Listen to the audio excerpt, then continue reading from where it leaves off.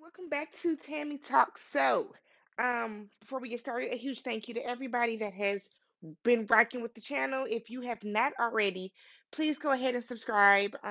Hit the subscription button. I am still trying to get to 1,000 subscribers. Every single subscription helps at this point. So if you are back from last week's episode, and it was a lot of y'all that watched the video last week. So if you are back from last week's video and you have not subscribed to the channel, please consider subscribing. Thumbs up the video, jump back into the comment section because let's talk about this, right? So, we are here today to talk Queen Season 1, Episode 2, Heart of Queens. If my voice goes out, I'm sorry.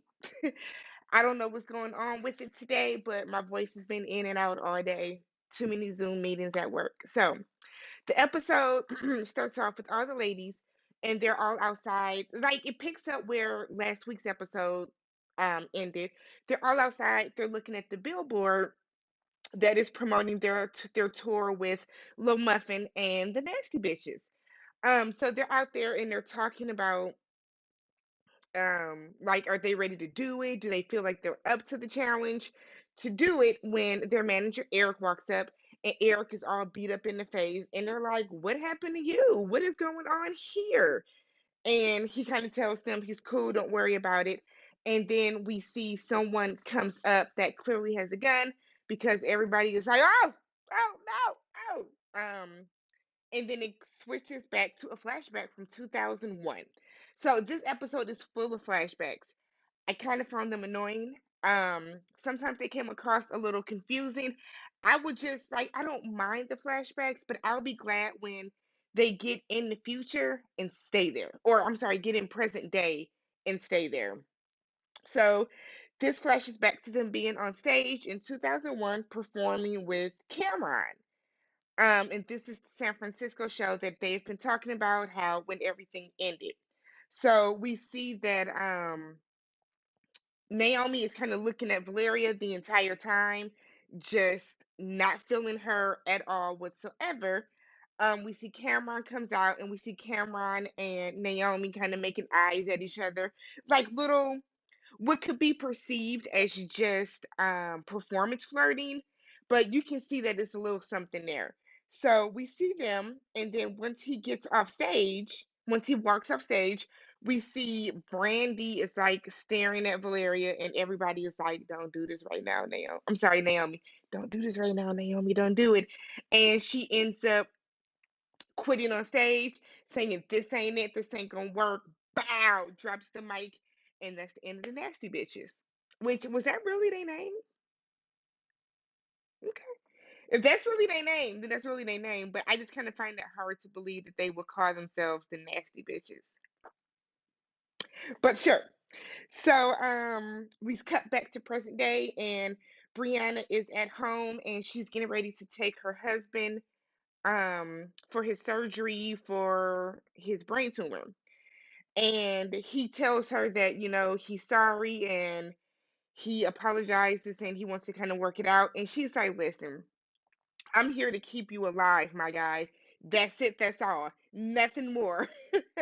Like we're kind of done.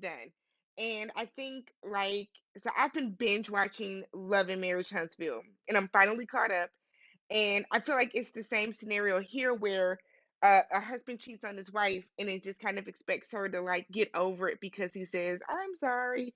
That's not how this is going to work with Brianna. So she has Valeria watching her kids for her, the five kids. And Valeria got them kids down there doing yoga and it is like explicit rap on. And it's kind of like you know who your friends are. I feel like people that like have their friends watch their kids, you know who your friends are. So don't even think twice about it. You know what Valeria be on. If you want to let Valeria watch your kids, by all means.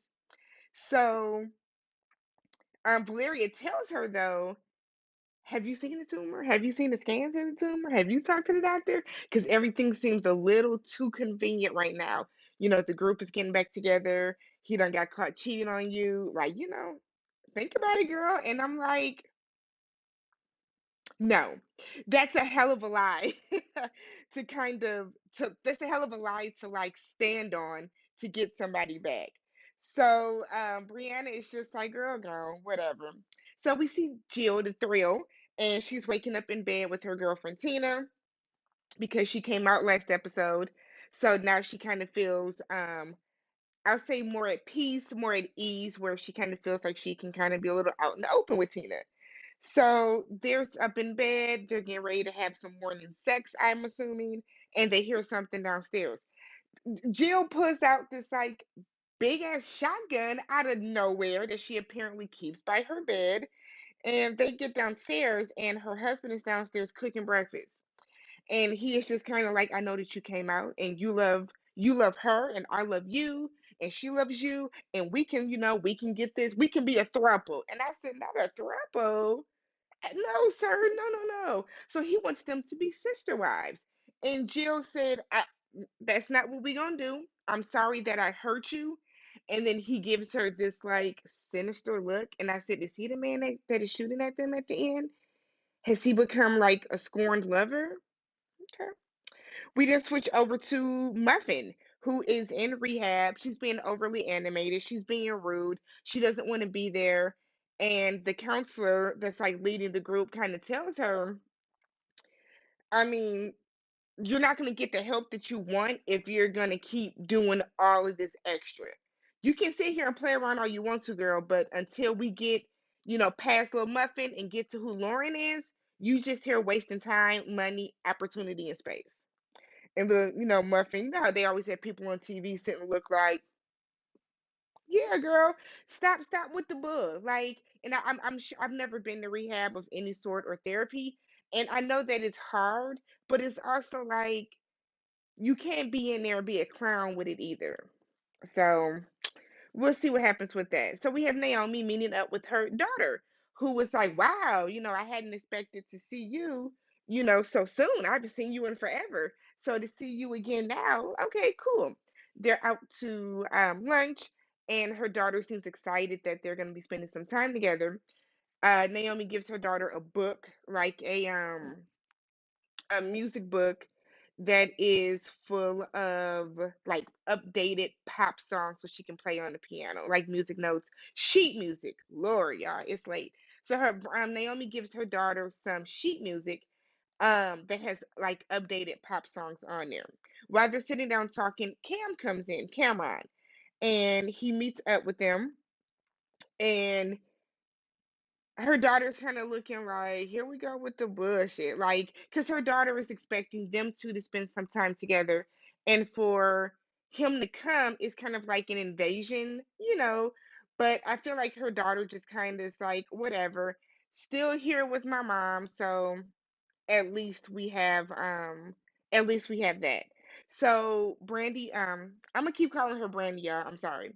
Naomi orders, and then her daughter orders, and Cam looks at her daughter, kind of like, "That's how I get myself." And he's like, "I'm gonna have the same thing."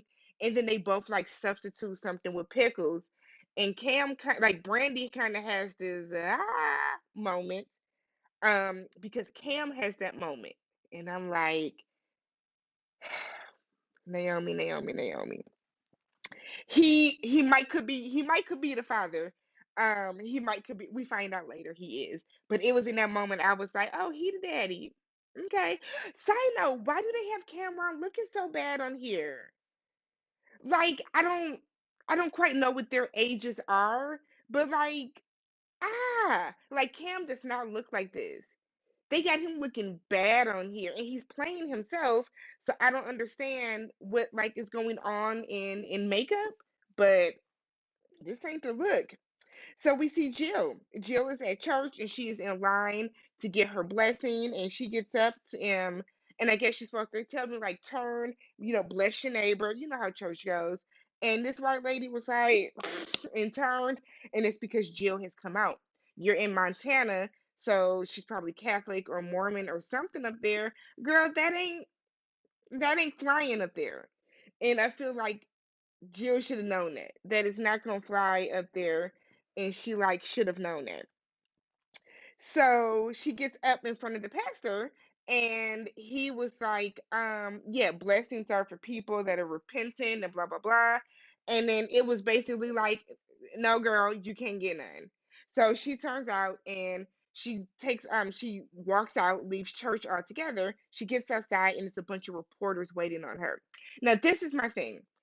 Y'all were the nasty bitches back in the early 2000s. You were still somebody. So I don't know why you think that you coming out or making like a huge announcement like that wouldn't have reporters like itching to get at you and to talk to you. Come on, Jill. We got to think that needs to be the theme of the episode. So we switch back to a 1997 flashback, and it is Brianna, Naomi, and Jill, and they started off performing. They're in some like little hole in the wall bar, and we see that it was really the three of them initially. We see Eric standing to the side watching them. He's clearly with Naomi at this time because we see her wink at him. He like smiles back, but it's like they don't want anybody to know. He's talking to some white guy who is, I'm sure, a record exec or an A&R from some label, and he's kind of telling them, yeah, they can rap and they're good, but they need someone else to come in and bring in that star quality. And I kind of feel like that's kind of how a lot of stuff used to go back in the day. I mean, it's clearly what we're doing now because music now is trash, but I feel like back in the day, it was never, they would never be satisfied with who they have. They always wanted to get that one token person that they felt was like more, basically more appealing to white people. Let's call a spade a spade.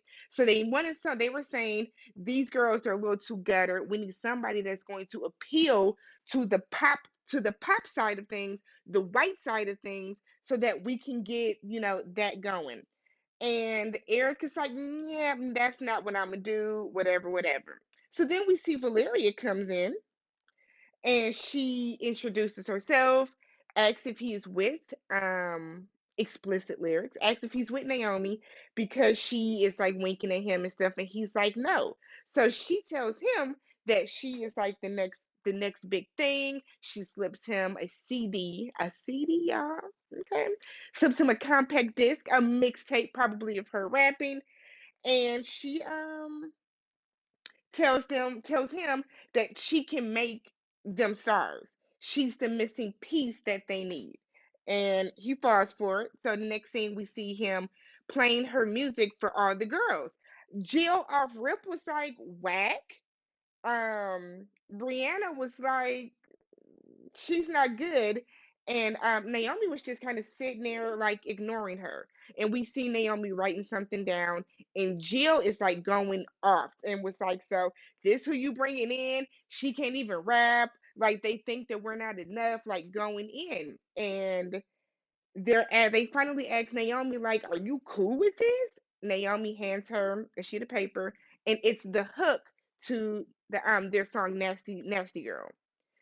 And she gives it to her, no cadence, no beat, no nothing, and it is up to Valeria butter pecan, depending on where you're from, pecan.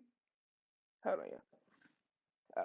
Pecan is up to your region, how you pronounce it, but she gets it and she is butchering it at first. And I was like, how did she get in the group? And then she eventually comes up with like a nice little flow with it. And Naomi says, this is going to make us the biggest stars we could ever think of. This is that shit, basically. So she ends up joining the group. So we see present day that Jill is hiding out at her house with Tina, who is her girlfriend, because she is scared of all the peps that are hounding her. And we can see that there's peps surrounding her house. And it's like, girl, Montana or not, you are a big star from the 2000s that just came out after being pegged kind of as like you were like a super church girl for a while. So yeah, it's a little kind of like what is going on? What's going on? Like let's figure it out. So Muffin done escaped from the rehab and she shows up to Jill's house and was like, I don't know nobody else in Montana, so I came here. Jill tells her that she needs to get away, and so she's gonna go to LA and go to Brianna's house so she can just kind of be around her friends right now and not deal with this. And while Tina is offended, she's like, you know what? If that's what you need to do, go ahead and do it. So Muffin was like, I want to come. So she ends up taking Muffin with her. So Naomi is meeting with Cam and she wants to get signed by his label because he told her when he was out at lunch with her that, he can help put her in touch with some people to help make her the star that he knows that she is deep down. Because everyone keeps saying how Naomi is the most talented one. She's really the star of the group. So it's just a matter of her, like, not getting out of her own way, but a matter of her being able to sell herself enough at 41 to get signed. So she goes with him to his label. They have a meeting and they're like, wow, that is great. We know we got an artist, brilliant young girl, but she can't really write. So they want to hire Naomi to be this girl's ghostwriter. And Naomi is like, this is not what? And Cam is like, this is not what we agreed on. And the head of the record label was just kind of like, look, how do you expect us to market a washed up 41-year-old singer from the early 2000s, excuse me, who now wants to be like a singer? And he was like, this ain't that. So Naomi gets up, storms out, and it's just kind of like, I'm done with the industry. Like, I have nothing else to give. I've been trying to get this popping for so long. It's not working. Done, done. So we see Brianna, she's in the hospital with her husband after he has surgery and he is acting like he doesn't remember cheating on her. So he's like, no, I would never cheat on you. No, no, no. And she is like, I hate you so much right now. You cheated on me with this young blonde, your student. And he's like, no. um so she gets home, left him in the hospital. God did not care. So she left him in the hospital and she's at her house talking to Valeria, and Valeria is like, mm-mm, I had that same situation when I was on Days of Our Life. And Brianna's like, no, they said it could be short term memory loss after getting the tumor removed. Next thing we know, Jill comes over, Muffin comes over, Naomi comes over, and Eric comes over. I said, ooh, TV, and make it seem like people just drop by your house all times of day and night. Don't nobody ever drop by my place.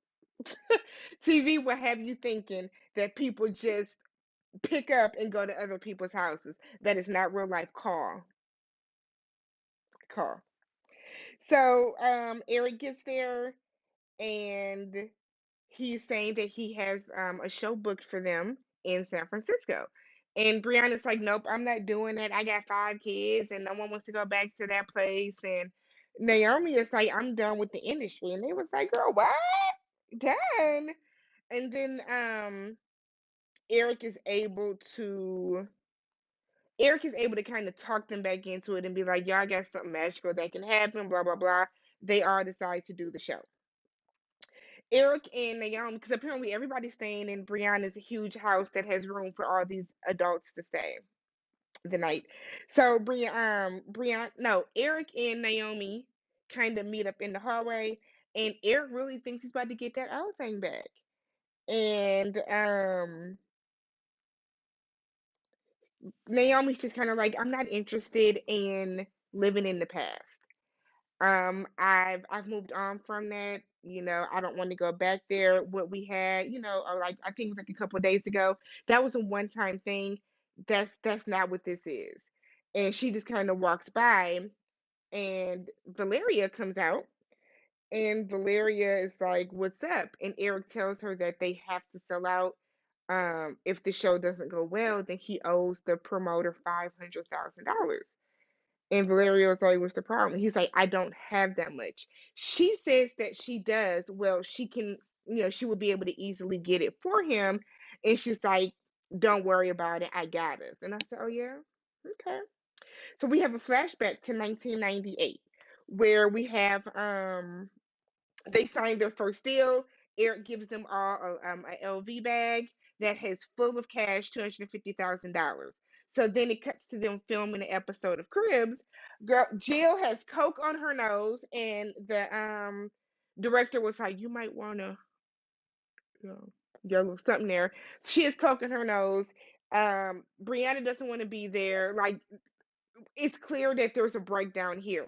Now, if you were back in the day with us when Cribs was popular, you know that a lot of those houses were not really where they lived.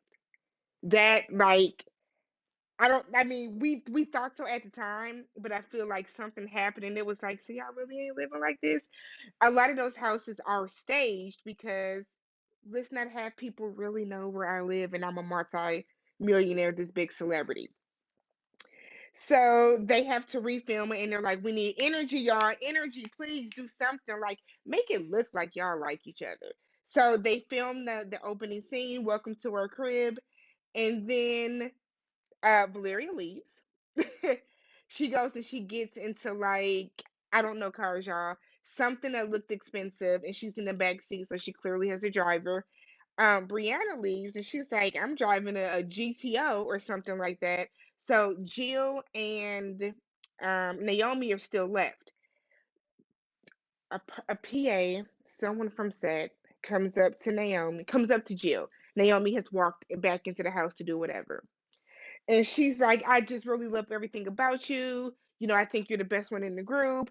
You know, here's my number. I hope we can like hang out sometime, maybe over dinner. And Jill was like, you think I'm and the girl was like, oh snaps, I'm sorry. And Jill's coke kicked in at this moment and she gets up in this girl's face and Naomi comes out and it's like, yo, relax, kind of like pulling her back. And I said, look at that coke. That's why you don't do drugs, ladies and gentlemen. That's why you do not do drugs. Because that was the drugs that was making her act a fool like that. Nothing more. Well, there was the fact that she's like not out and like a closet lesbian, but it is mainly them drugs. Drugs to get you every time. So and the PA walks away because she's like shook because she done got threatened by somebody that she was one attracted to, and two is probably a fan of. So Jill's walking away and she's looking mortified because it's like, oh shit, like what do people say? My slip is hanging. All right. So then they cut back to present time and they find out that their show has sold out within 12 minutes. So, woo! Time to go. Oh, before that, Muffin falls out the damn window. Now, this is funny. Not really, but funny. So, I remember being like 12 or 13 at my grandmother's house. My grandmother owned like it was like a triplex. So where it was like set up like a duplex. Downstairs was like a family home, like a house that had 3 bedrooms, standard house. Upstairs, which is like just a typical duplex, was split in two, where it was two, where it was two different like family houses up there that were like 2 bedrooms. So it was still like massive. And I remember one of the ladies that lived upstairs on the left side was knee deep in drugs. Like it was bad how bad she was into drugs. And we were sitting in there, it was Christmas Day. We were sitting in my grandma's like sitting room watching TV and that lady jumped out the window because her husband had like locked her in the bedroom to make sure she didn't like get out and go use. She jumped from that window and we saw her body plop. And then she got up and like limped away and ran like the crackhead she was down the street. And like watching that scene brought back all the memories because I was like, I remember my mom being like, what the hell was that? Because it looked like some clothes falling. But this is Muffin, same premise. Muffin is trying to go get some. Muffin is actually just trying to go and get some drugs or whatever because she ends up having this heart to heart with Jill, and they find out like she calls Jill out for being scared. She's like, "Girl, you're grown. It's 2021. You come out." And then like Muffin is like she's scared to be Lauren, which is her name. She's scared to be Lauren. She's scared to like peel back the layers because she doesn't remember who she was at this point before she became Lil Muffin. So we see a flashback to 2001. Valeria has this like perfume commercial. Eric is sitting in the room with Naomi, and Naomi is like, "Are you still messing with her? How was she able to book all these commercials and stuff?" Eric is like, "No, I want to be with you, but you don't want to, you want to keep us a secret. So why do you care?" No, see, yeah, you want to keep us a secret, so why do you care? Naomi tells him, "I wanted to do that because I didn't want people thinking that I was with you because of what you could do for me, or that I got to where I am because your label was able, because I was your girl." So, she said, "I want to get it. I want to get it honestly." And he's like, "Okay, I get that, but what about now? I want to be with you." And she was like, "Answer the question. Are you messing with Valeria?" And he said, "Yes." So then we see her leave and go to Cam's room, and it's like, "I need somebody right now." Basically, I'm embarrassed. I'm hurt. Let's fuck. That's basically what that was. So then we see Naomi calling her daughter, and her daughter's telling her, "You're giving up on this dream that kept us apart all these years. And if you're going to do that, then this was all for naught." And Naomi's just like, "They don't want me. I'm a 41-year-old black woman. You like, I'm not marketable, whatever, whatever, whatever." And her daughter was like, "Bruh, figure it out. Like, don't let our strained relationship be in vain because you're giving up on your dream." So Brandy goes to that record exec's house, and she sings Miley Cyrus's Wrecking Ball. And what I did not like about this scene was Brandy's a real singer. Brandy's the vocal Bible. You could have had Brandy sing this song live. The auto tune version of Wrecking Ball that they had her do, that wasn't the move. I'm sorry. It sounded good, but it didn't sound good fitting that scene. And then we have her daughter JoJo, who is quite the pianist, who is like playing, and so it's a nice little montage, whatever, whatever. So once Brandon gets done, the record exec was like, "I'll see you next week, or I'll see you in the morning to sign the papers." Brandon gets there to sign the papers, and she's reading over the contract, and she notices that if she were to sign the contract, she can no longer perform with Nasty Bitches, which is dumb because by them being this nostalgic group, I mean, look at how the Millennium Tour is doing right now. We're all about nostalgia, but her being in this nostalgic group that is probably going to be able to do some shows and generate revenue and generate buzz, you should want her to do that to help create more buzz for her solo projects because she's more of a familiar name that way. So she looks at Cam, and Cam was like, "This is what you wanted, right? This is what you wanted. You wanted the solo career." And she's just kind of like, "Yo." We get a flashback to 2000. Nope.